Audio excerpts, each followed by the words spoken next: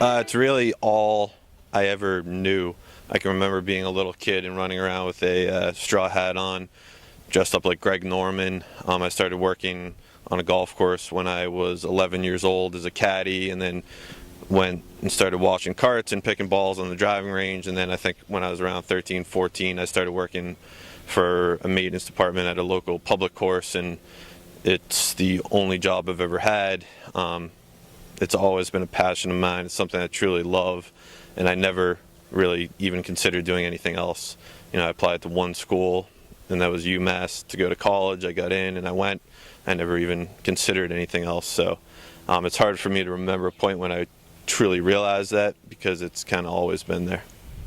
My stupid brother had me help him out with some stuff on a golf course that he was taking over as superintendent at years ago. I was trying to become a golf pro, and the minute I think I mowed my first green, I said, I'm doing the wrong thing. So I was in college going into some sort of a health profession career, and the assistant at the course I grew up at, working out in high school and in college, moved on, and I was standing on the putting green at the Fairways Golf Course in Cheney's, Washington, and the superintendent come up to me and said, "You ever think about being a superintendent or getting into this profession?" And I was hoping he'd ask the question, so I kind of made up my mind, and that would have been, 1992 or something. And he was a great guy, and he made me make one promise to him at the time and said, "You know what, you can be my assistant and finish out your degree, we'll make it work, but you have to promise me you'll finish school." His name was Chris Becker, and he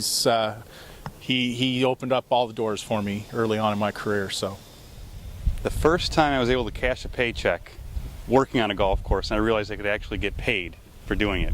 It's a strange story. I went to Auburn University to be in landscape design, and sitting in Horticulture 101, we're all going around. Everybody's telling where they're from, who they're, what they're going to do, and we had Dr. Coleman Ward came in, and he was the extension agent for the Auburn University in Alabama, and he talked about landscape design on a golf course, horticulture. And so I was like, well, I could work on a golf course and do horticulture. That'd be neat.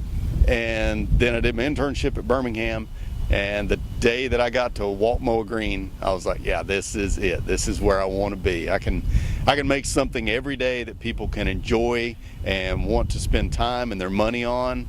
And when I'm done, I can go home and say, yeah, I did that. And that was when I knew.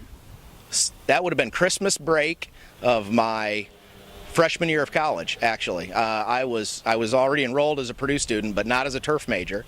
Had worked at a little golf course in LaGrange, Indiana as a high school student. It's just a summer job. And I was home over Christmas break, and had determined, I was a pre-vet, let me back up, I was a pre-vet major initially. And I had determined, look, I can't stand the sight of blood, and I don't like dying animals. So probably not going to be a good career to pursue.